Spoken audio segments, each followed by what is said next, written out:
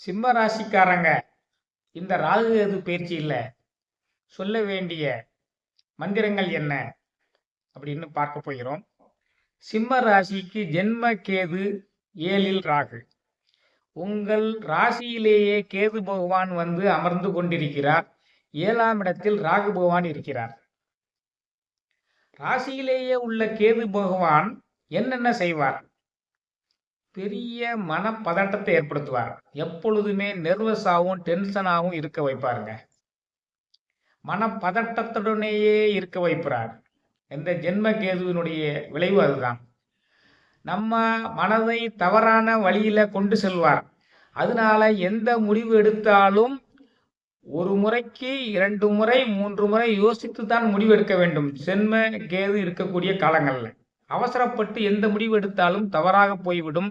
மனம் பதட்டத்துடனும் சலசலப்புடனும் காணப்படும்.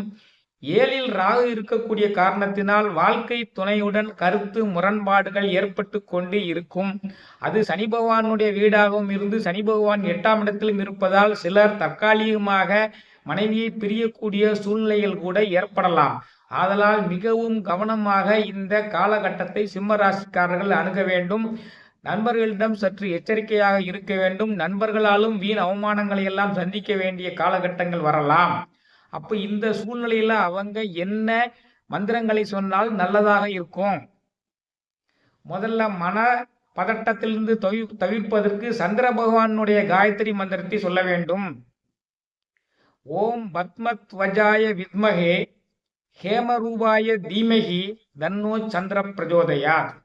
தாமரை கொடியை கையில் வைத்திருக்க கூடியவனே, தங்க நிறமாக ஜொலித்து கொண்டிருப்பவனே, சந்திரன் என்ற பெயரை உடையவனே, உம்மை போற்றி பணிந்து வணங்குகிறோம்.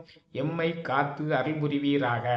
ஓம் பத்மத்வஜாய வித்மகே ஹேமரூபாய தீமகி தன்னோ சந்திர பிரஜோதயாத். அற்புதமான மந்திரம். சந்திரன் மந்திரத்தை சொன்னீங்கன்னா உங்க மன பதட்டமும் படபடப்பும் நீங்கிவிடும். அதன் பிறகு நீங்கள் 7ஆம் இடத்தில் மனைவி மக்களுடன் கருத்து வேறுபாடு இல்லாமல் இருப்பதற்காக சப்த கன்னியரில் இந்திராணி காயத்ரி மந்திரத்தை சொல்ல வேண்டும். ஓம் சியாம வர்ணாயைச வித்மகே ஓம் சியாம வர்ணாயைச வித்மகே வஜ்ர ஹஸ்தாய தீமகி தன்னோ இந்திராணி பிரஜோதயாத். இந்த இந்திராணி தேவியை சப்தகன்னியர் உள்ள இந்திராணி தேவியை வணங்கினால் கணவன் மனைவியருக்கு இடையே ஏற்படக்கூடிய பிணக்குகள், சண்டை சச்சரவுகள், ஊடல்கள் அனைத்தும் தீரும். பிரிவுகள் தள்ளி போடப்படும். பிரிவுகள் இல்லாமல் போய்விடும்.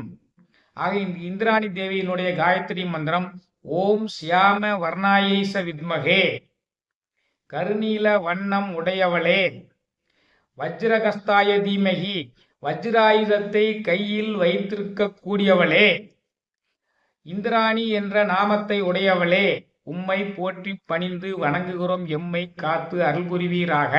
இந்த இந்திராணி காயத்ரி மந்திரத்தை சொல்லுங்க. ஓம் சியாம வர்ணாயைச வித்மகே வஜ்ரகஸ்தாய தீமகி தன்னோ இந்திராணி பிரஜோதயாத். மன முறிவை தம்பதியருக்கிடையே உள்ள பிரச்சனைகள் எல்லாம் தீர்த்துவிடும். அதன் பின்னர் கலத்திர காரகனாகிய சுக்கிரனின் மந்திரத்தையும் சொல்ல வேண்டும். ஓம் பார்கவாய வித்மகே அசுராச்சாரிய தீமகி தன்னோ சுக்கிர பிரஜோதயாத். பிருகுமுனிவரின் வழிவந்தவனே, அசுரர்களின் குருவாக இருக்கக்கூடியவனே, சுக்கிரன் என்ற நாமத்தை உடையவனே, உம்மை போற்றி பணிந்து வணங்குகிறோம். எம்மை காத்து அருள் புரிவீராக. இது சுக்கிரனுக்குரிய காயத்ரி மந்திரம். ஓம் பார்கவாய வித்மகே அசுராச்சாரிய தீமகி தன்னோ சுக்கிர பிரஜோதயாத். அதன் பின்னர் 7ஆம் இடத்தில் ராகு பகவானுக்குரிய காயத்ரி மந்திரம் ஓம் நாகத்வஜாய வித்மகே பத்மகஸ்தாய தீமகி தன்னோ ராகு பிரஜோதயாத்.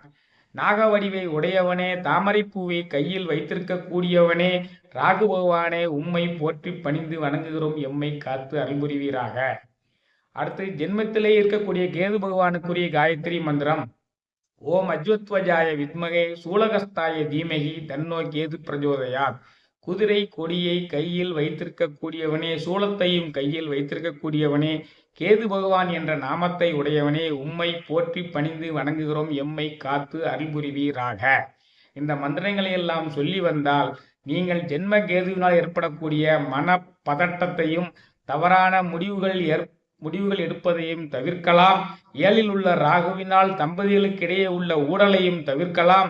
நண்பர்களால் வரக்கூடிய பிரச்சனைகளையும் தவிர்க்கலாம் என்று சொல்லி இந்த சிம்ம ராசிக்குரியவர்கள் சொல்ல வேண்டிய மந்திரங்கள் பகுதியை நிறைவு செய்கிறேன்.